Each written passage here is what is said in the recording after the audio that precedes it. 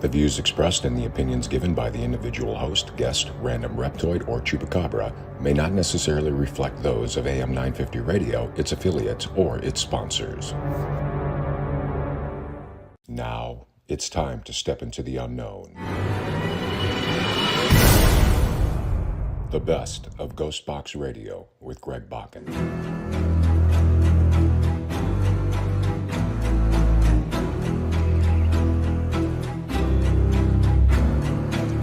This is the best of GhostBox Radio with Greg Bakun on AM 950. Tonight we're going to play parts of interviews from 3 different guests. We've had some amazing people appear on the show, and we think that they should be heard from again. Enjoy the show. I'm very happy right now. I have with me Scott Michaels, Dearly Departed podcast, Dearly Departed YouTube channel, a lot of great content. Also, check out findadeath.com. Yeah, I mean, Scott said that he hasn't updated it recently, but there are hundreds of people to look up and read about on there. Scott, do you want to take some questions and see what's out there? Happy to, Greg. Let's do it. First of all, because I have lots of questions, but I think I'd rather have some of these fans who keep saying stuff like Scott's the best guest and has so many wonderful stories to share. The chat has just been filled with all of that. Heather does ask, did you know that Tiny Tim is buried in Minneapolis? I think he's actually buried in this radio station, as it happens. No, he's not. But well, actually, I do, because I have the receipt from his grave purchase that his widow had. I actually got the cemetery receipt for payment of Tiny's grave. So yeah, I am familiar with that one. Thank you. How do you have this? Why do you have this? I love it. That was a donation, actually, because I love Tiny Tim. I have a lot of Tiny Tim memorabilia, and there was someone who was friends with Tiny Tim's widow and said, "I have these unusual items. Would you like them? I would be happy to donate them." And I got a swatch from the jacket that he wore on the night that he died. When he was on stage, he collapsed on stage, or just as he was leaving stage. And I got these wonderful, bizarre items, which is really appropriate for Tiny Tim because he was such a wonderful and bizarre guy. Now, if someone is a death hag, is it when they actually provide information about anyone who passed, any stars that passed, or is it just something that anyone could be a death hag? Well, sure. I mean, just it's a matter of admitting that you're interested. I mean, now it's all very, it's nothing anymore. But there was a time when I started Find a Death back in '98, which is, I don't know how many years ago that is now, but there were no true crime networks. No. There was no internet yet, or the internet had just started. Find a Grave had just started. Yeah. So there wasn't, like, I remember Google didn't even happen yet.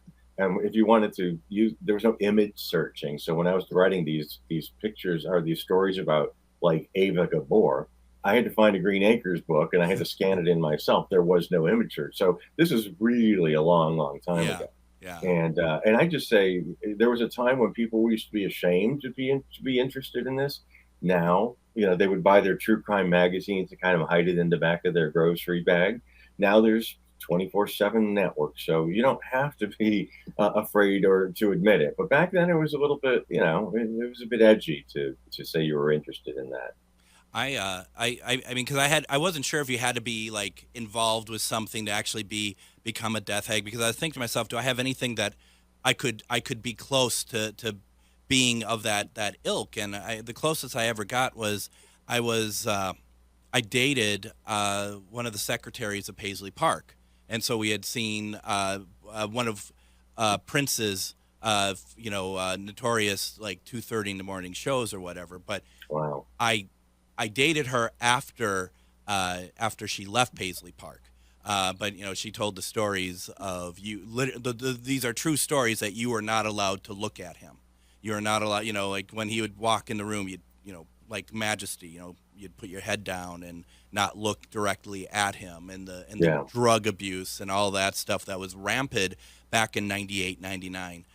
So it was really interesting, and somewhere there is, in a vault somewhere, there's that elevator footage of him Hmm. collapsing and dying. You know, Yeah, yeah, does that yeah. stuff? That's fascinating, I mean, those are kind of, she's confirming with you what we kind of Yeah, already knew about him. And then you hear these other stories about him with the basketball games, the crazy basketball games, like Charlie Murphy told the story about that, and then you hear about just the bizarre behavior, which I love. It's just that extreme behavior. How he wore his, didn't he wear his like high heeled boots when he was playing totally, basketball? absolutely, I love that absolutely. kind of stuff. It's so, the extreme always makes an impression. And are you interested in and this is kind of a weird question. Are you interested in the footage of some of these things, like the Prince footage, other stuff? And I ask that because I thought I was, and then shortly after Michael Jackson passed away, that someone leaked out that footage from that Pepsi commercial where he starts on fire, and it's like, oh wow, this I kind of I'm curious to see what it was. I watch it, and it's far worse than anything that like had been recreated in the Michael Jackson biofilms and stuff like that. And I thought, oh, that. I guess I went too far this time. I think I went a step too far in my interest in these things. Well, yeah, I guess, I mean, and fair enough, you know your own boundaries. Yeah. I've always said that I don't want to see a picture of somebody getting run over by a train. I have no interest in that. Hmm. However, if Marilyn Monroe was hit by a train, I'd watch.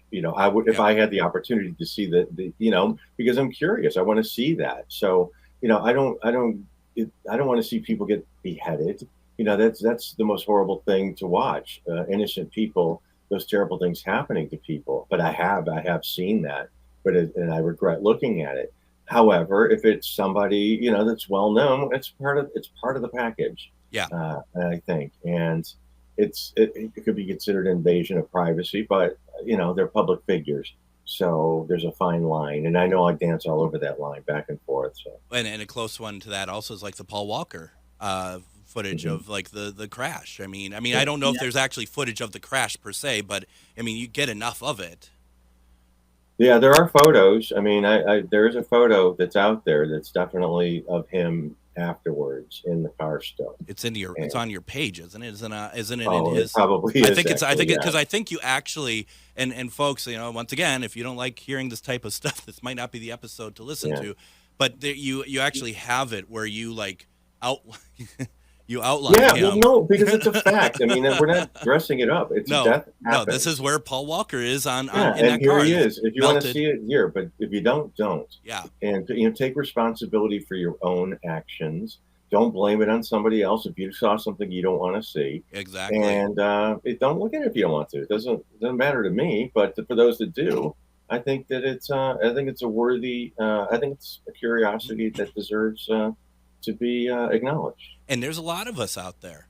There's just a lot of us out there who really love this stuff. Okay, I know this story, but Karen's asking for you to tell it again, and I think it is a great one. I was just thinking about this, the story of buying D. Martin a beer, and also is his old house in Palm Springs renovated yet? The house, Troy and I drove past the house probably 2 or 3 weeks ago. And the only thing that's different is, the trees have been, I think one or two trees are gone, and there's a fence around it now, one of those temporary chain link fences with the green tarp over it. So there was some movement, but not within the house. The house is boarded up a little bit more. Mm. I'm pretty sure the house has been sold. Well, and they're going to do something with it. I'm pretty sure those fences there probably because of me. And again, I didn't set out to upset anybody, but I walked around the house with a camera because I want to see D. Martin's house. Hmm. And that video has gotten like 2 million views. So yeah, I feel a little guilty, but I was only providing a service, and I thought it was an interesting service. And D. Martin was a nice guy, and I didn't know him, but I met him, and when I first moved to LA in the early '90s, Dean Martin would go to this restaurant called the Hamburger Hamlet, Hmm. and he would watch the baseball game on Sunday afternoons, and you would set your watch by him. 1 o'clock on Sunday afternoons, he and his a chauffeur or assistant he would walk in with Dean. Dean would sit down at the table, and an assistant would go and leave, and Dean would have his dinner, or I should say lunch. And I would take people there to see him when my sister came to visit, and we went to go see Dean Martin. We never bothered him, but it was just something how cool is this? We get to go see Dean Martin when we want to. And but one day I decided I wanted to meet him, and I went alone, and I sat at the bar, and I sat at the one seat at the bar that blocked his table's view of the baseball game. I knew he would be able to see it. And so I sat there, and he came in, and he tapped me on the shoulder after a couple of minutes and asked me if I wouldn't mind moving. And I said, yeah, sure, no problem. And I did. And the bartender came over and said, Mr. Martin would like to buy you a drink. And I got a beer, which I saved the bottle. And I walked over to him, shook his hand, and talked to him for a second. I mentioned Marilyn Monroe. I mentioned Sharon Tate, because it was my moral obligation to do that. And, just to get a comment, they were very nice nice women, or something to that effect. There was nothing of any depth to it, but it was just my moral obligation to mention those two names with Dean Martin. And he was terrific. So, now I have that story, and the beer bottle. And I don't think it is hyperbole to say that they don't have them like him anymore, right? I mean, I think it's especially based on your own experience, that there aren't people. There's nice people out there, nice stars. I understand that, but that is truly a different era altogether. That doesn't exist anymore. They had a track record. They've been around for a really long time. They had, hit movies. They had recordings that we knew. And, the movies, MGM was kicking out, 4 or 8 movies a year, or one a month or something, or one every 2 weeks. I don't know. We weren't inundated. We didn't have 800 channels. We didn't have, channels desperately pumping out more and more garbage or shows or whatever, and 25,000 movie studios that are always making movies. And we didn't get foreign films. Foreign films were like at one theater, and now they're the crazy art films or something. So it's all different. We have so much information, and there's not a lot of quality information or projects that and there's a lot of quality that we don't see, which is unfortunate. But the personalities just don't really shine through anymore. They're just actors, and they're talented, and they look pretty, and they look great, but just they don't have the charm or something. That's the individuality. Yeah, it's very different. And I mean, I suppose that people who are younger are going to look at down the line, they will have some complaints about the next era of stars. God, and whatnot. What can that be? It's going to be AI, isn't it? It's just going to be not True. Real people. Oh God. So yeah, that's that. Because where else can it go from here but that? I was thinking Dean Martin to me still is the epitome of cool. It just really is. And I think about, of course I can't think of the name of the spy films he did in the 60s, the 3 of the Matt Helm movies. Matt Helm movies. God, they're good. They're so good I can't remember the name of them, obviously, but they are really, it's a lot of fun. It's everything that I've seen him in has been, I really enjoy. Now let's see here. Got some low-hanging fruit here that I'm not sure if you like to answer or not, but I mean, why not ask? Who's the worst celebrity you've ever met? Right? Well, I mean, that's if I was more prepared, I could probably think of somebody better. But the one that comes to mind the most or the quickest is Billy Zane, and that's he's another one that I just think he's a dick, and he was a dick. He's a total dick, and to me a couple of times, not just once. So, and other people I know. So yeah, he's just not a nice person. Just definitely not cool. And getting back real fast to the the Dean Martin thing, do you think? Especially you're in the hub of it, so to speak. Do you think that were you ever surprised with how easy it was to have interactions with some of these stars back in the day? In retrospect, yeah, certainly. We were able to. I mean, you could go to backstage doors. When Larry King was doing his show, it was live, so you could drive over to the theater and to the building and see the people that were coming out if you wanted to meet them. You could meet people backstage at plays, what they were doing. I met a ton of people that way. And I was fortunate enough to be involved in television for a while when I lived in England. Mm-hmm. So I was able to meet a lot of people that way. Things are different now. I remember back in the 90s when I first moved to LA, we would go garbage picking at celebrities' houses. I never claimed to be classy in any way, so I really don't care. I gave up defending myself a long time ago too, because I just figured, you don't like me, that's cool. Yeah. You are listening to the best of GhostBox Radio with Greg Bakun. Remember, you can hear full past episodes, see upcoming events, and order books of the authors we have on the show by going to ghostboxradio.com. Don't forget to like us over on Facebook, look us up at GhostBox Radio with Greg Bakun, and finally, please consider supporting me on Patreon. We have a special, unique audio content that you'll not find anywhere else, plus special episodes. On Patreon, you can find me as GhostBox Radio with Greg Bakun. We'll be back with another guest after the break. You're listening to GhostBox Radio on AM 950.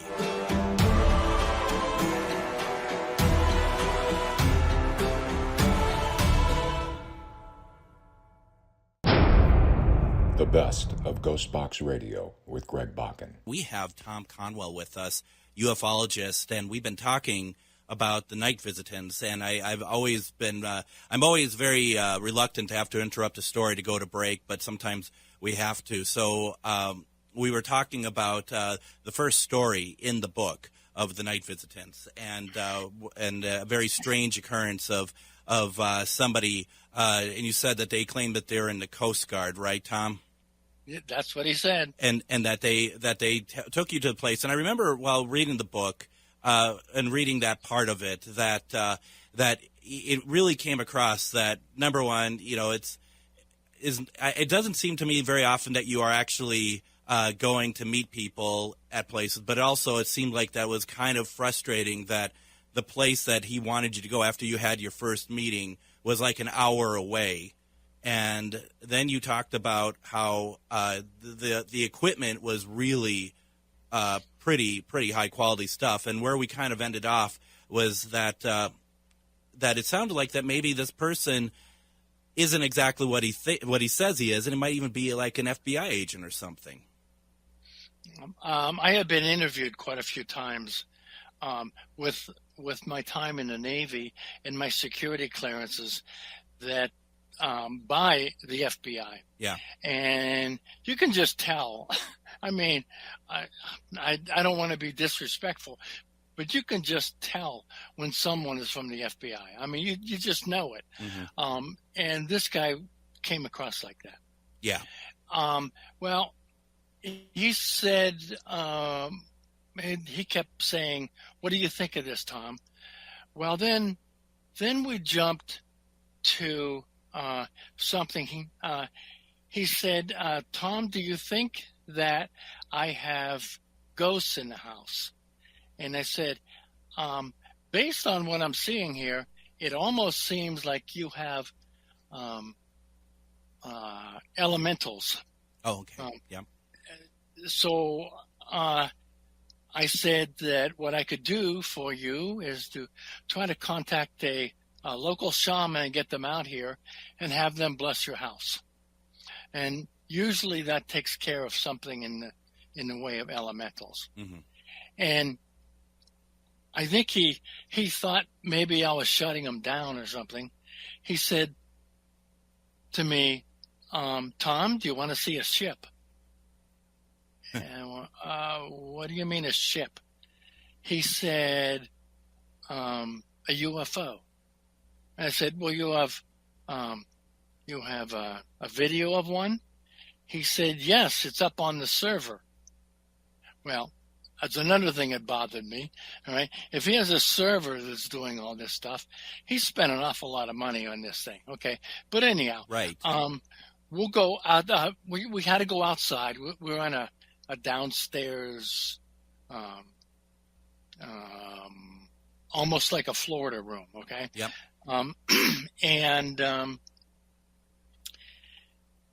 he took us out back and up the stairs into his back door, and he got his keys out, and he couldn't get his own door open.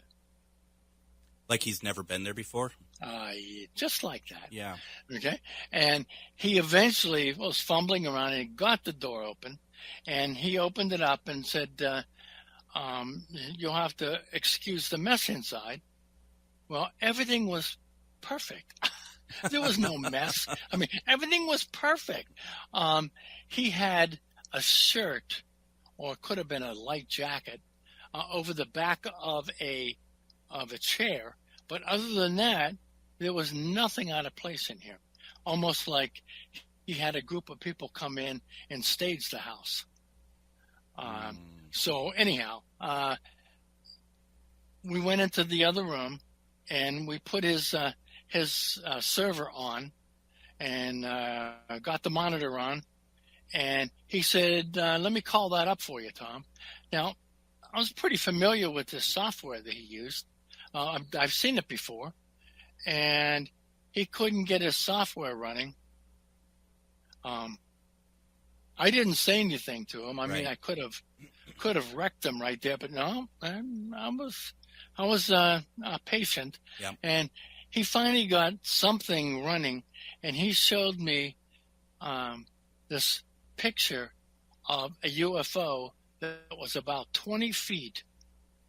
I'm going to repeat that. It was about 20 feet from the camera. Huh. It was just enormous, and you could see incredible features on the thing. It almost looked like piping, but it wasn't piping. I don't know what it was, but he showed me the entire underside of this craft as it went by his camera. And he said, isn't that unbelievable? And I said, where was this picture taken? He said, from the camera, and he pointed over to the window. The window camera, he says, is pointing up, and this thing went by it. I went, okay. So the first thing I did was check on the window. Yep. I walked over to the window and looked out, and there was an awful lot of leaf cover. Oh. So there's no way it was taken from that camera. Wow. As a matter of fact, it was so clear and bright that it looked like it was taken in the desert Southwest. Nowhere even near where you were. That's what it looked like. Wow. Okay. Yep. So, we said that everything was great, and we thanked them profusely for showing us the video. And he said, I need to ask you, Tom, what are you going to do with this information? Yeah, what are you going to do with this information? And I said, well, can I have a copy of the video? And now, before I could even get video out, he said no. So I said, well, I guess there's nothing I can do with it, is there? Huh. And he said, no, I guess not. So anyhow, we left the house. There were three of us. We left the house out the back door, the same door he couldn't get in before. So we went out the back door and down the stairs to the sidewalk, and the sidewalk went around the house to the front where we had parked our cars.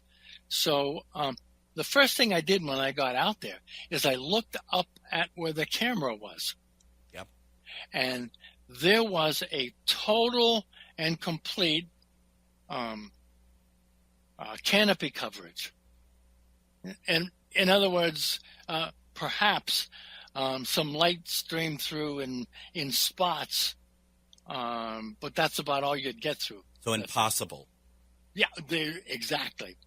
Absolutely. So I didn't say anything to him. I didn't say anything to anybody else, and I didn't publicize that event. But I sure as heck didn't forget about it. Did you ever feel, because the one thing that I was when I was reading it, I just felt to myself, this just feels like you had someone with you, but it just felt dangerous. Did you ever feel like in any danger or anything? You bet. I thought I wasn't coming home that night. Wow.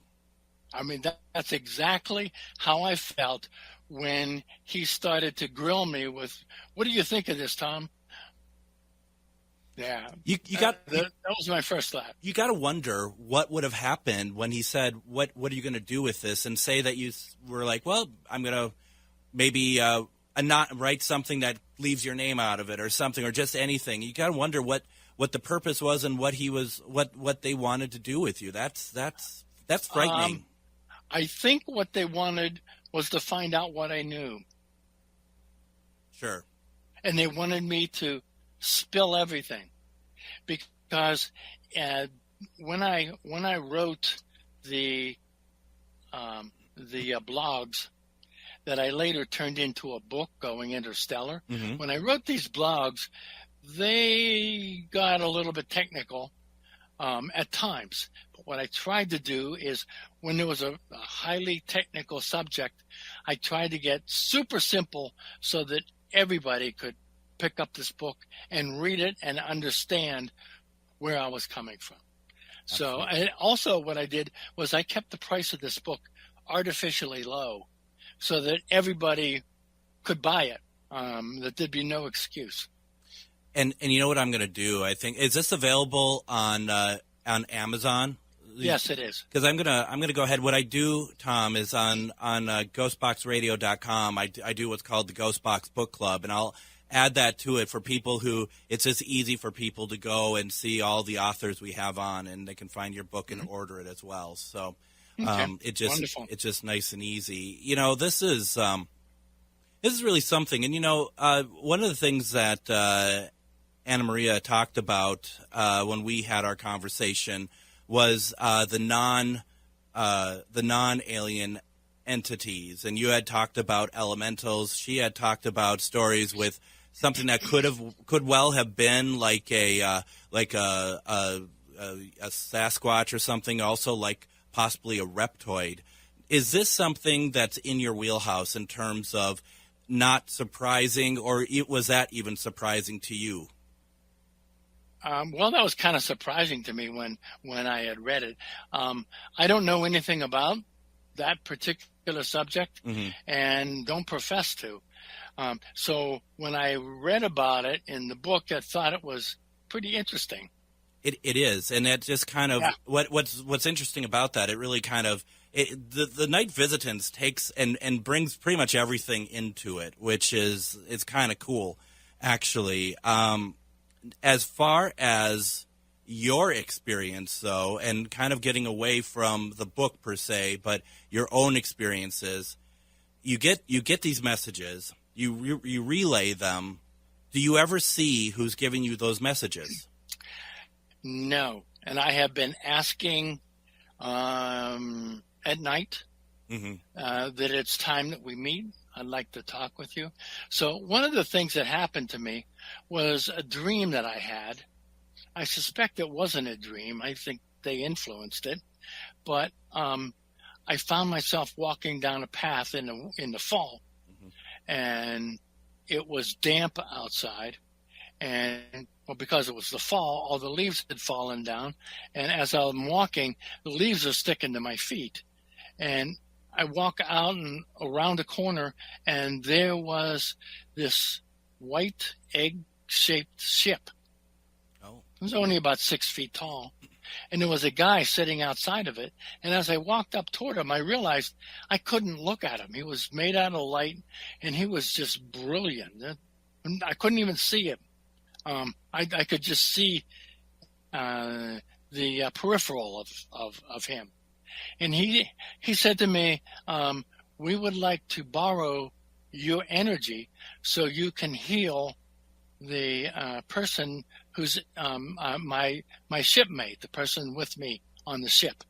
Mm-hmm. And I said, is this your ship right here?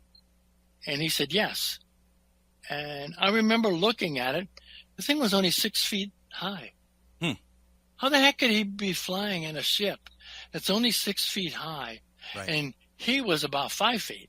So that's cramped. What the heck was that, you know?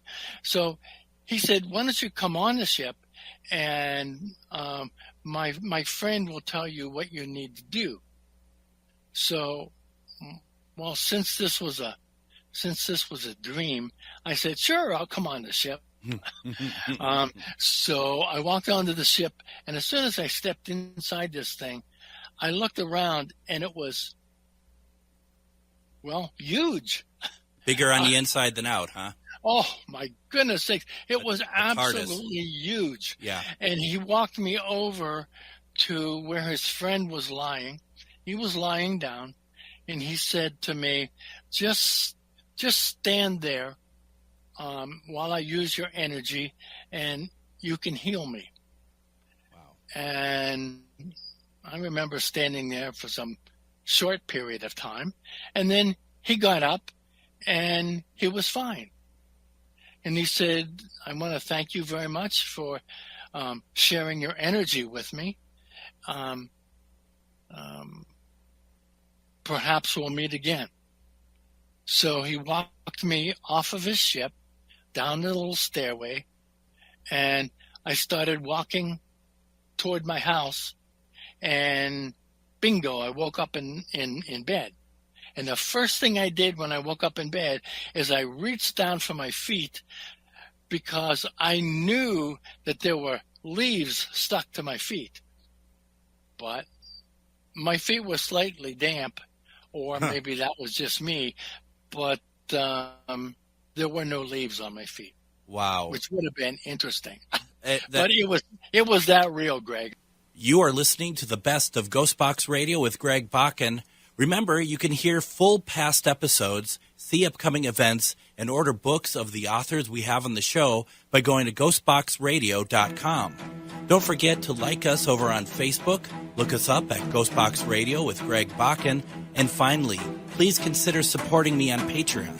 We have a special, unique audio content that you'll not find anywhere else, plus special episodes. On Patreon, you can find me as GhostBox Radio with Greg Bakun. We'll be back with another guest after the break. You're listening to GhostBox Radio on AM 950.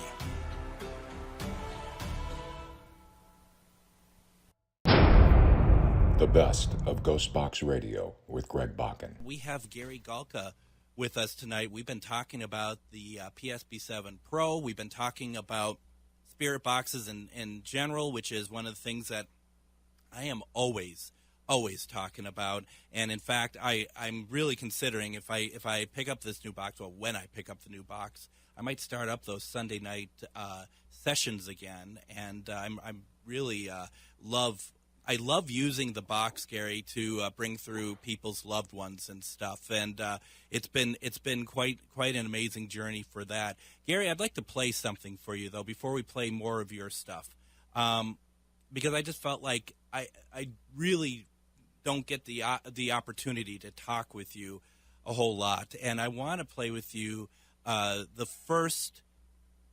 of the first spirit box responses I ever got when I tried the PSP-7 so many years ago. I didn't know what I was doing. This was the first day that I ever even put this in my hand. We were at my old work, the Wyman building in downtown Minneapolis. The building was built in 1916.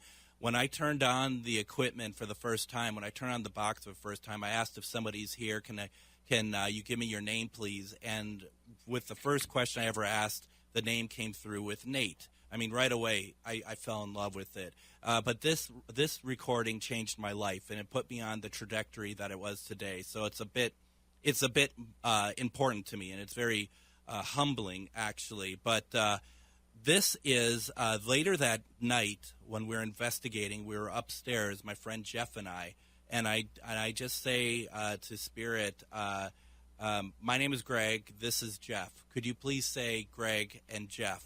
And this is the response we got. Greg, Jeff. I'm going to play it again. Greg, Jeff. Yeah, it's perfect. Isn't that amazing? Yeah, perfectly clear.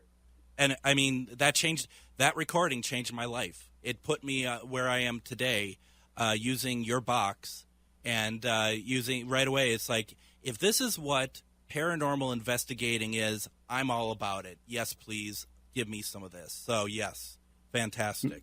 Nice. Very good. Thank you very much. It was it was really something. Now I want to play, let's see if I can find it now, since since I moved everything around here. Okay.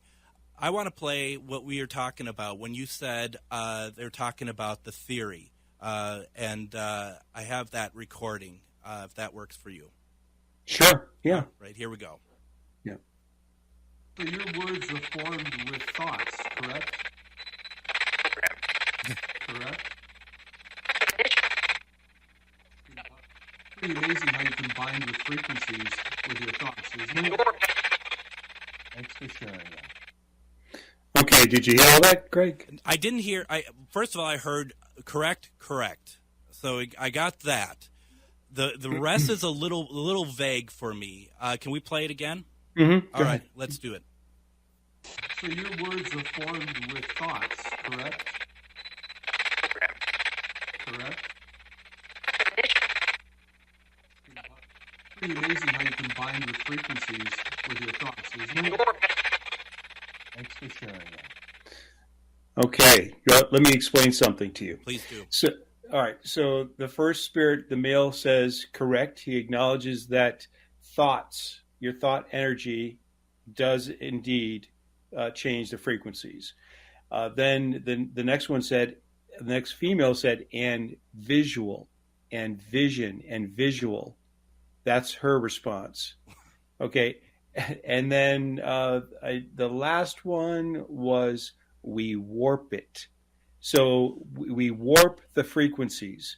Okay, so that's where so my theory has always been, because a lot of times when my daughter interacts with me, it's always through telepathy, through thoughts. So when I communicate and have conversations with her when I'm sleeping or in that altered state of consciousness, she's there, she's talking to me, and we're carrying a conversation. Well, everything in the spiritual realm is thought energy. I've had out-of-body experiences. Okay, if I wanted to go through a door, all it had to be was a thought. Next thing I know, I'm gliding through a door in the room. So these are all different things that you begin to realize. You piece those puzzle pieces together over time, and that's all spirits have really, are thoughts and visualization. That is their soul, their mind, so to speak. Okay, so they can think as clearly as you and I can think. So you explained what was being said. Why don't we listen to it one more time so everyone can kind of have because we can close the loop on this one. Here you go. Mm-hmm. So your words are formed with thoughts, correct? Correct? Pretty amazing how you combine the frequencies with your thoughts, isn't it? Thanks for sharing that. Okay, yeah, absolutely. So, that's so you cracked the shell, you cracked the nut, basically. Yeah, I mean it's. But see, you have to understand, my journey has been tenfold. I've had out of body experience. I've had astral travel. I've been to the hereafter. My daughter's physically shown me the hereafter. I've had so many communications with loved ones through my mind while I'm sleeping, and in altered states of consciousness. So, this to me, when I talk to spirits, they're not really spirits to me. Okay, they're people. Yep. They're people in spirit form. So I treat them with the same level of dignity and respect I would teach or treat you, and I teach them the same types of things with my equipment that I would teach somebody who's learning Spirit Box for the first time. So when I sit down with them, I tell them, focus your thoughts for me, please. I want this to be as clear as possible. Visualize what you want to say to me. So I've had responses from Spirit saying, Gary's teaching us something. Those were the responses. Gary's teaching us something. So that really means a lot to me, because it's a totally different approach than most people would ever expect to hear. And I think that's it. And I guess that's what I was kind of getting at the top of the program, is not when I said that we have the same way of doing things. I meant the ideology of it. Yeah. Because that is really what it comes down to. And you're right. And it takes. I love those people, such as myself, such as many friends of mine who I investigate with, who look at spirits as people. That you look at them as we don't treat anyone any different. In fact, make it a little bit, try to make it as easy as possible. Mm-hmm. So, so everything that you've done up to this point well, maybe not now, I guess, in a sense, because you are so evolved in that area. But originally, everything that you had done to create this equipment was to be able to communicate with Melissa. Well, correct. Okay, the reason I was communicating with Melissa in so many different ways. I mean, but Sure. And so weren't my other two daughters and my wife and everything else. But I was hearing from so many people after the Ghost Adventures episode. I was hearing from hundreds and hundreds of people, and they all wanted to be able to communicate with their children. And what do you say to these people? I mean, so I'm thinking, okay, what could I do to help people to maybe have an experience like mine? Because many of them never had an experience at all. And I can't explain the reason why I would have an experience and another mom and dad who love their child just as much didn't have an experience. Why would that be? Yeah. That was an emotional thing for me to have somebody ask for help, and then I didn't know what to do. So really the spirit box for me was something that I did to try to help other people. And as a result, Greg, in all honesty, I've received countless numbers of emails from people who said, I've talked to my son or I've talked to my daughter. I know they're safe. Okay. And that's all I really cared about. I hear you. And and only reason why I'm going to say this, because I feel like when you say something, I respond as almost like a competition. I'm just so excited to be able to talk with you. And I wanted just to share, I was doing an event at Hotel Josephine just last year. And like I said, I do these sessions where I reach out to people's loved ones and stuff. And someone heard about that and they pulled me aside and said, today is the anniversary of my father's death. Would you try to reach out to him for me? And I said, I'll do my best. I can't guarantee anything.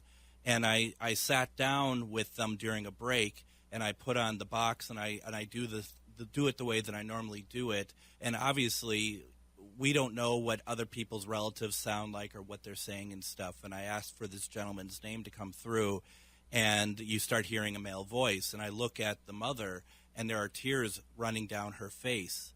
And she's like, that's his voice. Yeah. And I haven't heard that voice in 12 years. And that is why I do this also. I don't create equipment. I don't know how. And the way that you're talking and stuff, I'm just in awe with the brilliance that you bring to the equipment. But what I do is take your equipment and I do very similar to what you have been doing and what you wanted the purpose of this equipment to be. And, I admire that. I very much, Greg. And, I don't get to see every single person out there and how they're using the devices or what they're doing with it. But when I hear that kind of a story, okay, then I know that I've done the right thing. Yeah. Over time, I've been selling this thing for 15 years, and there are many, hundreds of thousands of SB7s all over the world. So, with that said, you have to take and know that a percentage of those being used by the right people are doing good somewhere along the way. So that's important to me. And do you want to play any more of the clips? There's a couple. Absolutely, yes. Let's do it. There's one there with the SB7 Pro where I ask him, how are you doing today? And he says, I'm feeling pretty good. Got it. Do you see that one? I got it. Let's. Boy, you're fast. You know what? That's the name of the game around here, right? So, do you want to set it up, or do you just want us to play it? Well, what was happening is I was just getting ready to alter some of the software. I was just changing some of the sweep speeds, and I was sitting down. And I don't do sessions like you're thinking about. When I do a thing, it's more of a test, sure. And I get interactions from spirits as I'm doing it. So I just casually said, "Hey, how you feeling today?"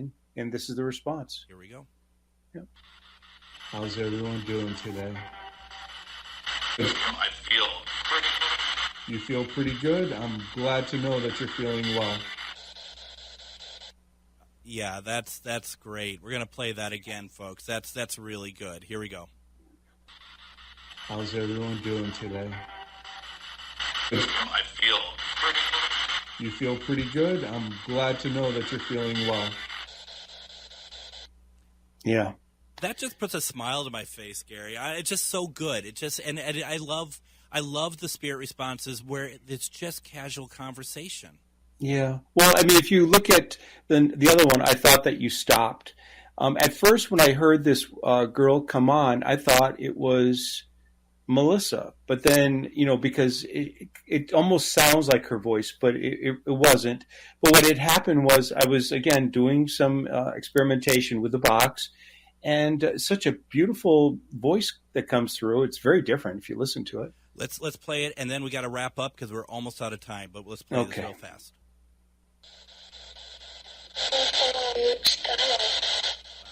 You thought that I stopped? I didn't stop. I'm right here. I'm going to play it one more time real fast. Yeah. Or not real fast, but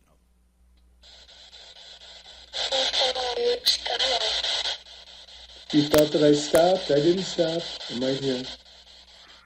So I had been running the device, and I had paused to do something else. And when I started back up, the girl goes, I thought that you stopped, like that you stopped running your test. It was just a very nice voice. It is. For folks who want to pick up the box, can they just go to pro-measure.com and order it there, or? Yep, pro-measure.com. Take a couple questions here real fast. Brad has asked a question for Gary. Have you ever thought about releasing a kit version for spirit boxes for people who want to put them in custom enclosures, like a basic spirit box board with not as many features? Well, okay. I take that as a no. Yeah. Well, Brad, to be honest with you, the stuff that I create, especially the newer stuff, it's a fairly complex design. And, many of the things that I have are software intensive. So, I mean, if somebody wanted a circuit board just to put it into their own enclosure, I mean, you could certainly do that. You just have to buy the product. You are listening to the best of GhostBox Radio with Greg Bakun. Remember, you can hear full past episodes, see upcoming events, and order books of the authors we have on the show by going to ghostboxradio.com. Don't forget to like us over on Facebook. Look us up at GhostBox Radio with Greg Bakun. And finally, please consider supporting me on Patreon. We have a special, unique audio content that you'll not find anywhere else, plus special episodes. On Patreon, you can find me as GhostBox Radio with Greg Bakun.